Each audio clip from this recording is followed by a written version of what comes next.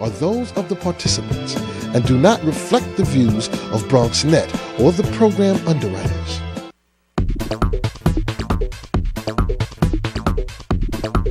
BronxNet.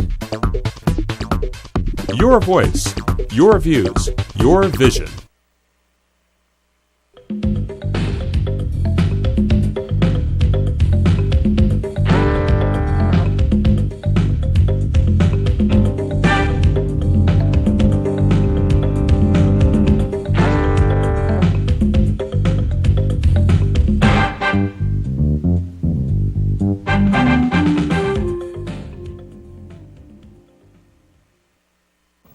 Good evening and welcome to BronxTalk, the Bronx's flagship television talk show. The phones are open tonight, so you can call into the show at 718-960-7241. You can also email questions or comments to us at bronxtalk@hotmail.com, and we'll read those on the air during a future edition of our program. Well, tonight we talk politics with the chairman of the largest political organization in the borough, and he's also the assemblyman in the 83rd Assembly District. Good evening and welcome back, Carl Hasty. Hey, Gary, thank you for having me back. Nice to have you with us. Let's just get right to it. So much to talk about. Let's start with what was the most watched race in the Bronx, the primary for the Democratic nod in the 33rd Senatorial District. Mm-hmm. Two pretty clear choices. It was Gustavo Rivera and Pedro Espada Jr. ultimately. But you didn't support either. Why not? Well, people have to look at certain things here. Not supporting Pedro Espada in his reelection should be judged on that. We didn't, support him in his reelection, so people shouldn't question, where we were on certain things. It was just an internal organizational decision not to involve ourselves in that race. And if people felt free to make their decisions, as you see, Assemblyman Dinowitz and the borough president as well. And we did the same thing in the Attorney General's race. The Bronx, as an organization, made no endorsement in that race. But now why? I mean, Pedro Espada, if you felt that he was the kind of incumbent that should be supported and should be returned to Albany, then obviously you could do that. On the other hand, if you felt that many of the things that he did, we don't need to recount them here, that he should have been ousted, then clearly there was what would appear to have been a viable alternative. See, this is one of the misnomers that I have to correct here. I don't make these decisions singularly on any endorsement of any candidate in any race by myself. These are things I talk to with the executive committee, and people come to a decision and say, maybe this is not one that we should get involved with. Like I said, it was an organizational decision not to get involved in the Attorney General's race. And then again, people were free to make their own endorsements. Certainly, I'm assuming anybody's free. But many people could look at it and say, well, Pedro Espada, if he had won, I mean, and certainly going into it, I mean, people had feelings. It was not clear who might have won. In some cases, you have a strong feeling about it. Then there might have been retribution. Is that one of the reasons why you or others might have said, you know what, let's stay out of this race? I'm starting to learn in this business, even when you support people or not support people, life still goes on. You have to move forward. People have to work together. So I was never fearful of some, retribution. I was elected, unanimously, re-elected unanimously as county chair. So there was no fear that, I was in jeopardy or that this decision, brought any kind of fear to the organization. So what really then is the role of the organization? If in a race like that, and I picked that one specifically because there really were two distinctive candidates. It's not like, well, you could interpret one person one way or one another way. It was very clear who they were. Then what is the vision of the organization's role in the political process if in that race you or the executive committee or the county organization in general could not come up with a candidate to support? To ask what the overall vision is, of course we want to support candidates who we're going to do the right thing, have a vision of what we're trying to do here in the Bronx, which is, improve the plight of the residents of the Bronx. So that's always going to be the case, but every race has to be taken, on its own merits. And to say that, we have this, absolute, list of bill of particulars as to how we support a candidate. I can't say that, we have a blanket rule on every single race that comes up. So what we try to do is, and I really try to listen to the people within the organization as to a decision. People ask this question. A lot of his Senate colleagues didn't make an endorsement against him. Against Pedro Espada. Against Pedro Espada. So, it's not, I didn't just sit up on a throne and say, we're not going to go, I'm making this decision that we're not going to support Pedro or go against Pedro. There's a lot of people just were not interested in the organization taking a stance in opposing Pedro. And they communicated that to you? Yes. Is there a code? Is there a philosophy that you say, well, this is a reason why we would support any candidate, whether it be Pedro Espada, Gustavo Rivera, or whomever? I think that people, I said this to you at passing, I saw you at an event before. I think the organization support, it's not a birthright. I think people have to earn the organization support.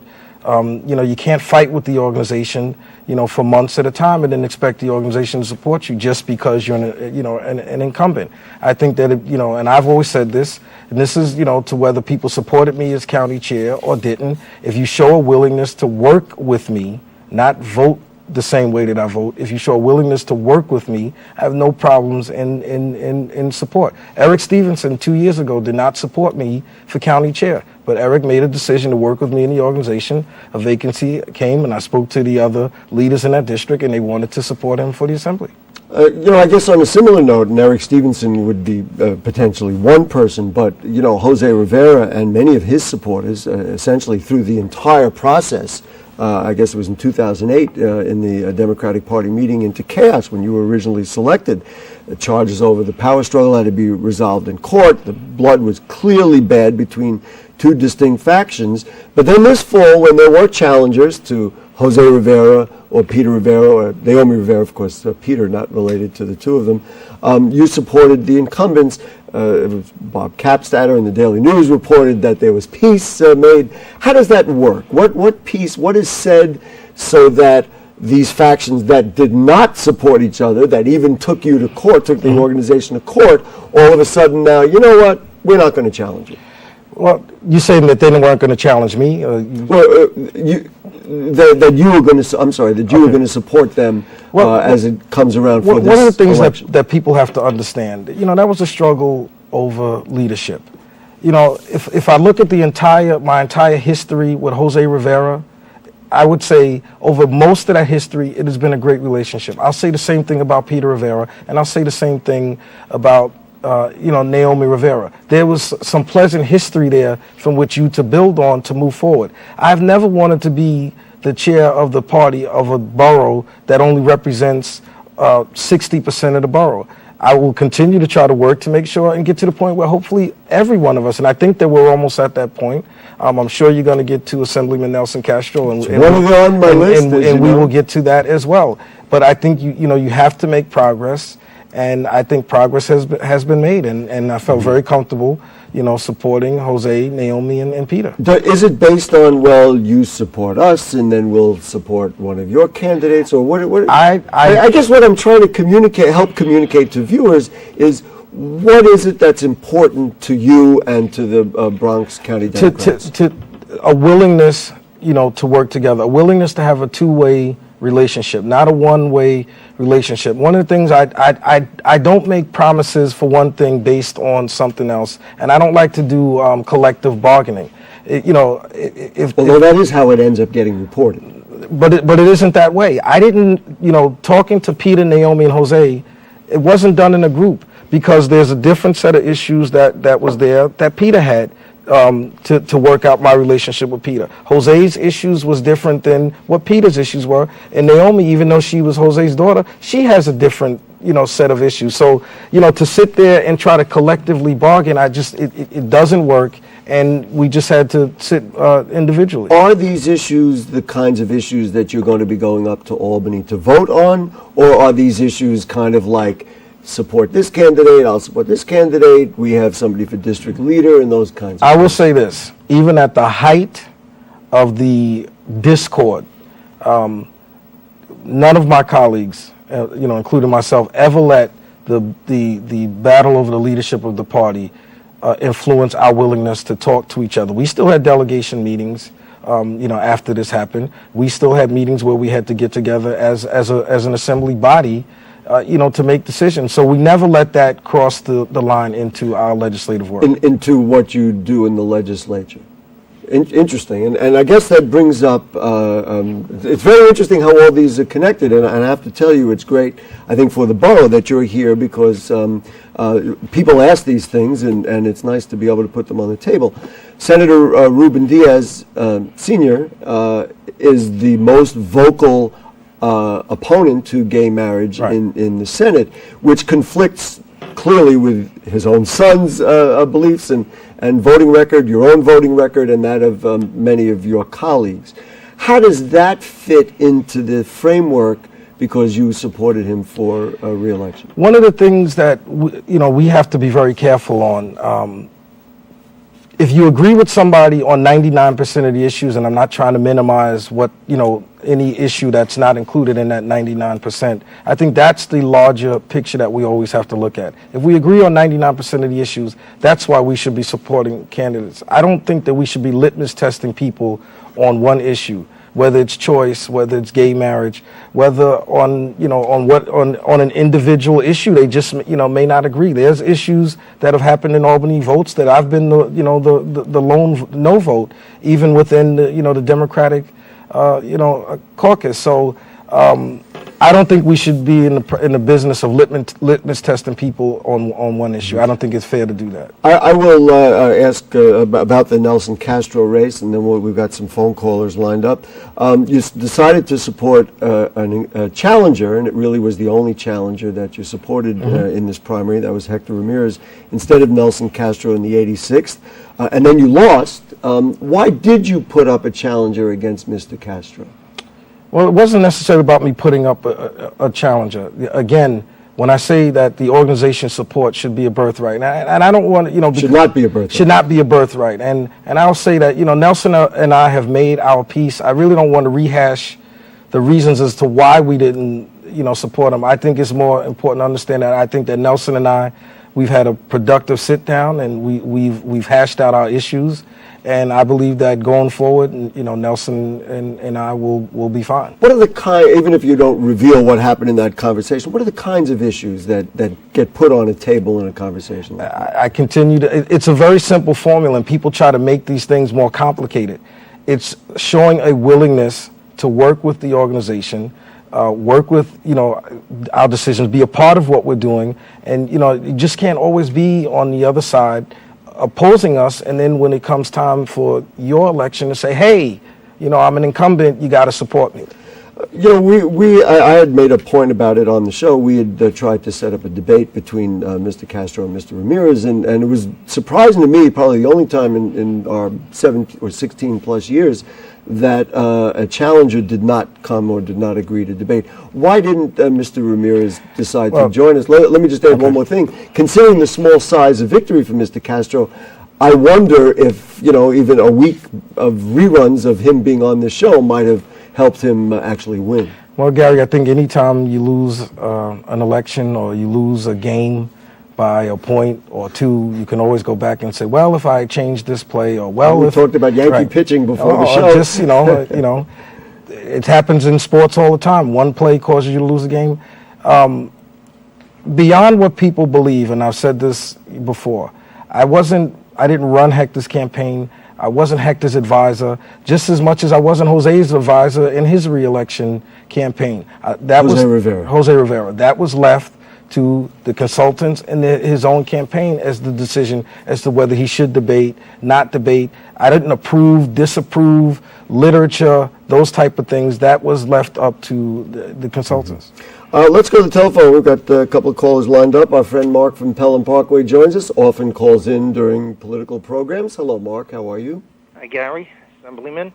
I'm going to make one statement, and then I have a good question to ask. I think... Wait, could we make that louder in here that we can hear? Can you get me? Yep, go ahead. Bunch of bounce back here. We can't well, my first statement is, it seems 2 years ago, Carl, when you came in, I had high hopes. I thought the Bronx would be changed. And now 2 years later, I think the old adage of the more things change, the more they stay the same. You supported Naomi, and we know you supported Naomi. That's okay. That's your decision. But I have a question for you. How do you support somebody that has the 5th worst record for showing up for voting and trying to justify her means, and you're head of the Democratic Party when you support a candidate that is known that has one of the worst records, doesn't show up to community council meetings, doesn't show reps? I mean, that does end up reflecting on you, because when a community is suffering and doesn't have representation, somewhere down the line, it's going to come back and bounce back on you. So Mark, again, it comes back to the thing that the more things change, the more they stay the same. It's an interesting question. One of the things that I was considering asking as well, and that is in terms of standards of performance in the legislature. He mentioned Assemblymember Rivera. Larry Seabrook has always had low attendance. Wouldn't that be one of the things on the table that would say, you know what, this is not a candidate, whether it's an incumbent or not, that we ought to get behind or support? I'm going to say this. Mark has his, his right to his opinion, and if I left it to the whims of many constituencies, I probably wouldn't have supported any, incumbent. But what people have to understand is, in Albany, especially when we are in conference, Naomi performs very well, and people have to understand that in a legislator's job, one part is to do things actively in the district, and another part is to do things actively in conference and on the floor. I can't police what goes on in every single person's assembly district, and I'm not going to get into Naomi's personal life, but I will say there were some extenuating circumstances as to why Naomi's attendance wasn't as stellar, and I'm just going to leave it at that. Mm-hmm. Let's go to the telephone and say good evening to Ephraim Cruz, who is apparently from Bronx from Bob News is second, and Ephraim will be third then. All right, Bob from the Bronx News is second. Hello, Bob from the Bronx News. How you doing, Gary? Like a little reporter's and, round. Go ahead. Assemblyman Chairman Hasty. Yes. Gary, I reported that peace was breaking out early in the year, way before petitions went out. And I also wrote that male district leader. Bob, is your TV on? If not, we're just going to move on. Not on, Gary. Can't make this work. I don't know what he was saying. Better? Do you have another phone call, or I'll continue and ask questions here? I'm just going to proceed. On, Gary? What? Bob is there? Talk. Okay, and I also wrote that 80th male district leader, Kenny Augusta, wasn't going to challenge Naomi Rivera. Now, my question to Chairman Hayes is that I have heard be many pure and minor possible changes. I'm not able to hear him, so let's get that cleared up. Otherwise, we'll just move on. In terms of building a stable, so to put it that way, of candidates who might ultimately grow the party and develop the party for the future.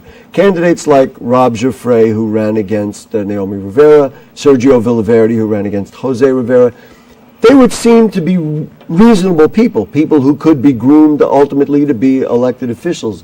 How do you, or does the county organization, view those people, even though they ran against some of the incumbents you supported? And is there a way to incorporate them into the party, or are they just always going to be on the outs as long as there are incumbents to support? I think I've answered that question when I gave the example of Eric Stevenson, who was a district leader who didn't support me for county chair, and here it is 2 years later. He is going to be the next member of the assembly from the 79th Assembly District.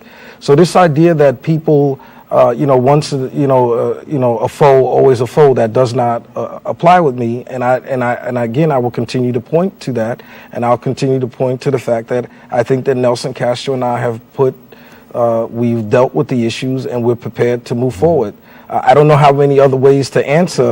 Eric Stevenson is a very interesting case. Okay. Eric Stevenson would probably still be on the outs if Michael Benjamin had decided to run for re-election. That is not true. Eric had come to work with the organization when we all still thought that Michael was running again for re-election, to the assembly. This issue of Michael not running for re-election, or at some point he had spoke of challenging Congressman Serrano, that didn't materialize until earlier this year. Eric has been a working part of the organization since early 2009. And that working includes supporting candidates, going out campaigning and those kinds of things? That's what we're referring to? Everything that an organization does, and this is one of the other things that I've tried to do as an organization, we try to take on, policy matters. And I could say Eric has been, very supportive to the fact that even his co-leader, who he wasn't on the same page with, gleefully and gladly supported him for the assembly. So I am about trying to build bridges. And, and I say, once a foe, always a foe. That is not the case. But in terms of Mr. Giuffre, I don't think the way to endear yourself to the Democratic Party is you lose the primary and then you go become the campaign manager for a Republican candidate against, Assemblyman Benedetto. I mean, that's not the way that you build bridges. I can't build a bridge by myself. Giuffre has to say, I want to work with the party.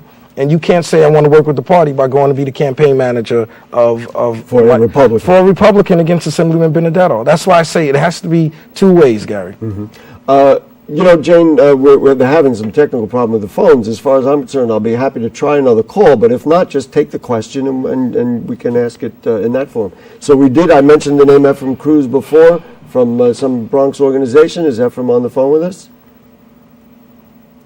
We're certainly not hearing anything down here, Bronx for a change. We don't hear him, so Jane, take the question and let me know what that question is. So for somebody like Sergio Villaverdi, who's a lawyer, I mean, he could conceivably have a future in the party? I've always gotten along well with Sergio. You cannot be upset with anybody who has ambitions to run. I still believe I maintain a very good relationship with Sergio. I'm not upset with Sergio, but I just made it clear to Sergio that it was the organization was going to support, Jose Rivera's reelection. So it has nothing to do with, because we can't support you means that you have to become this, bloodthirsty enemy. That's not the way that I try to operate. And if people are respectful of the organization, I'm certainly willing to be respectful, of their wishes as well. The question from that phone caller, Ephraim, was in light of the recent Bronx hate crimes, which I think we're all right-thinking people are horrified about. We're going to do a special show on that next week. What are you or the organization going to do to heal the Bronx and bring people together? I think one of the things that we have to do is don't think that we just have to, because this one issue happened, that all of a sudden we have to be reactionary and look for a solution. These kind of issues about, racism, bigotry, attacking people who are different than you continue to go on every day. So as legislators, we need to continue to preach tolerance, legislate tolerance, and continue to provide the resources and the correctiveness for young people who end up doing these type of issues. Mm-hmm. I just got relayed the question that Bob was going to ask, and that was about changes between district lines. Are you satisfied with the way lines have been drawn, or do you think there needs to be further changing and arranging of district lines?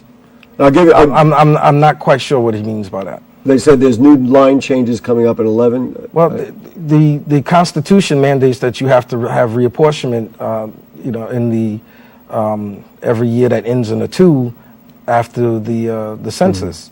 Mm-hmm. That's something that just. Let me interpret his question then. There are some districts like I think it's the 34th senatorial district that they used to, I think when Guy Folloro was there, it was like this. There's the 80th Assembly District that has mostly the Pelham Parkway and Allerton Avenue part of the Bronx, but it's got that little piece that comes out to the western part of the Bronx. Doesn't seem to make sense, does it? I wouldn't say that, because people have to remember the U.S. Supreme Court says that incumbency can be an issue in drawing districts. That was the U.S. Supreme Court.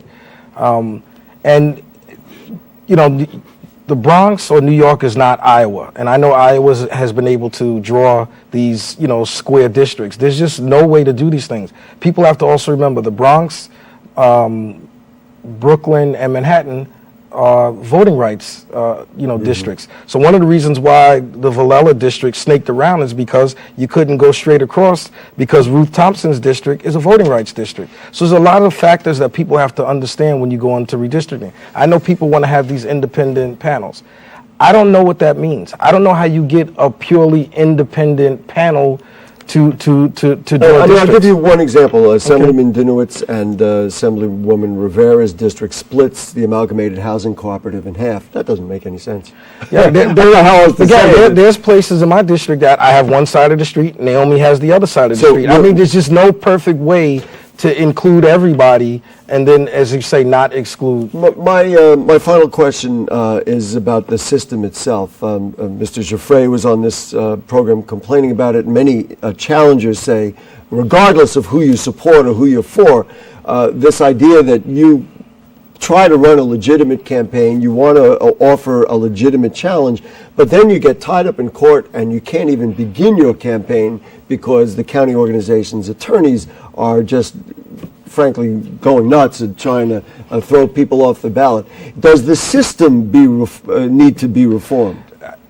No, I don't believe the system needs to be reformed. Let me tell you. To run for the state assembly, you need 500 valid signatures, which means in a district like the 80th or mine, the 83rd, you have over 40,000 registered Democrats in these districts.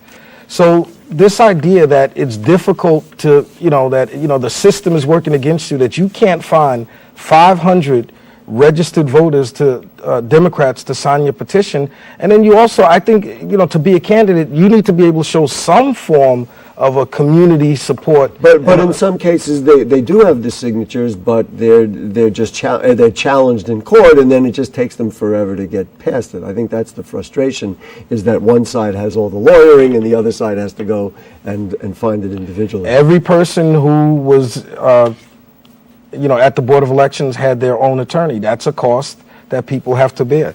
The county's lawyers, aren't for free either. Assemblyman and Chairman Carl Hastie, thank you so much for joining us. I think it says plenty about you and the way you Remember, I gave the up the Cowboys for you tonight. Which is not an easy thing for him to do. But no, the fact that you came here and took questions, and we apologize for the technical issues, but it's great that you're here. Thank you very much. Folks, if you have further comments and if you didn't get your question asked, you can relay it to me and we'll put it out there. You can get it to us through an email at bronxtalk@hotmail.com, and we'll read those on the air during a future edition of our program. Archives of Bronx Talk are available at bronxnet.org. Click Bronx Talk on the right-hand navigation bar, and you can see our shows. 2 special programs coming up this coming week. This Wednesday evening, we'll present a special edition of Bronx Talk, a debate for the 81st Assembly District between Republican challenger Joe McLaughlin and incumbent Democrat Jeff Dinowitz. And that program will air Wednesday, Thursday, and Friday nights of this week, October 27th, 28th, and 29th, right after the reruns of tonight's show. Then the week after, on Monday night, November 1st, a very important show is we'll do a special 1-hour forum on that horrific anti-gay torture incident that occurred in the Bronx a couple of weeks ago. We'll have a crime, gang, and housing experts, an elected official, a gay rights leader, and your phone calls as well. We'll be here for a full hour on that one, November 1st at 9 p.m., a 1-hour special on that terrible incident. Bronx Talk, now in its 17th year, one of the longest-running television talk shows in New York City, Monday nights at 9 on BronxNet, Cablevision Channel 67, Verizon Fios 33. Special thanks to producer Jane Folloro, director tonight Chris Cranston, and cast of thousands up in the booth. Stay there, don't get up, and I don't know what the score is. So.